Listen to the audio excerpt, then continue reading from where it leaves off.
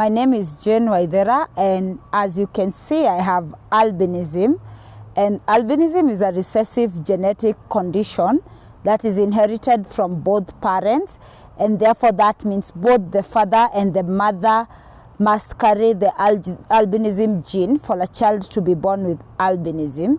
So imagine as a teenage mother and you are going to deliver a child, and the minute you deliver this child, everyone in the labor room, including the midwives, start screaming and asking, what is that? And they call each other to come see that child. And that was the story of my mother, and this child was me. Of course, because I looked different. My mother is black, and I also make the assumption that my father is black.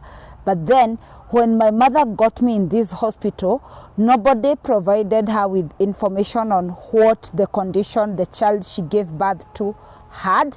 And this also led to not only her wondering like what was wrong with her child, but even the community where I was born again, everybody had something to say about this very white child born of a black mother.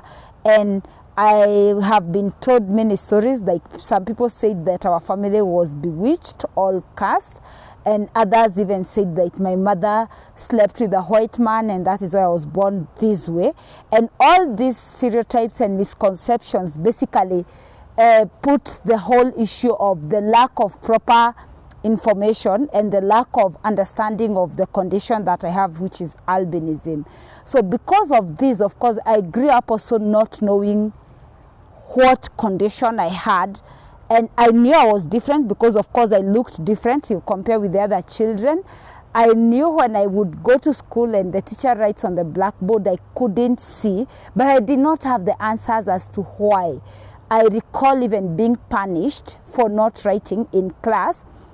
And it is until when I was 10 years old, I had an opportunity to get some missionaries who are doing the outreach programs on eye care, that for the first time somebody said to me that you have a condition called albinism, and because of that condition your vision is low, meaning I am legally blind, if I may put it.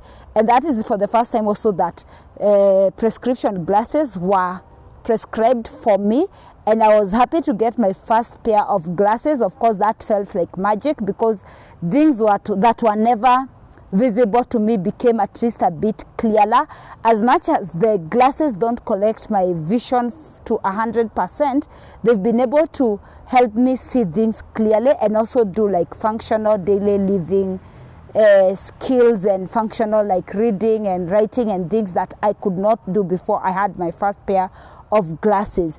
So my story is not different from the story of so many other children born with albinism in Africa and here in Kenya in particular, because I have been working in the industry for the last 10 years, and every parent I meet, they have a challenge in accessing information that is true, factual, and verified about the condition their children have. So we still have the myths and misconceptions about the condition, and we must do something to ensure that the understanding of the condition is something that is available freely to everyone, like public health information, because being a genetic condition, that therefore means persons with albinism will continue being born even after now. So the idea of having a one-stop shop where you find all albinism related information, whether you are an educator, whether you are a researcher,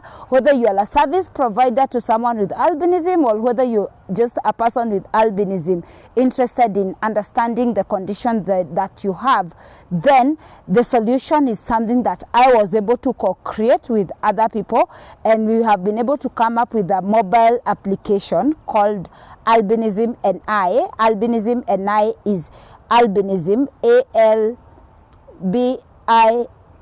ALBINISM, N-I like I, Jane.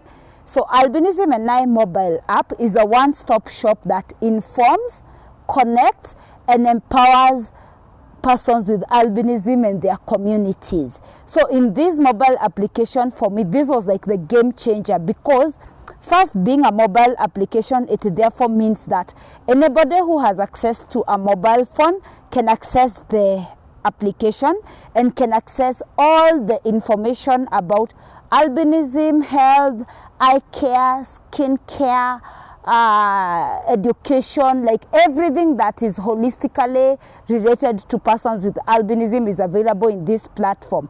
Besides that, the application also provides a platform where we build communities that embrace albinism and that keep educating each other on albinism, and community ambassadors who also keep raising awareness at the grassroots level. So with this platform, of course, even when you have albinism, you are able to meet other people who have the same condition and to share experiences. If I relate to my own experience, I only met someone who looked like me when I was 18 years old. So for 18 years of my life, I knew I was the only one that looked like me. So, and the creation of the mobile application already brings albinism closer to everyone. No child should grow in any Kenyan community or in any setup and not meet another child that looks like them. So for me, I see the application as the game changer that bridges the gap between the lack of information and ensuring that we have actually factual information to demystify the myths that surround the condition. So eventually now, when you think of then my mother having a midwife who did not tell her about the condition, and consequently she also was left with no information completely about albinism, the app really tells us that today a mother who delivers a child today, whether in whichever part of the country, either her or the midwife or somebody in that hospital where this child is born has access to a mobile phone.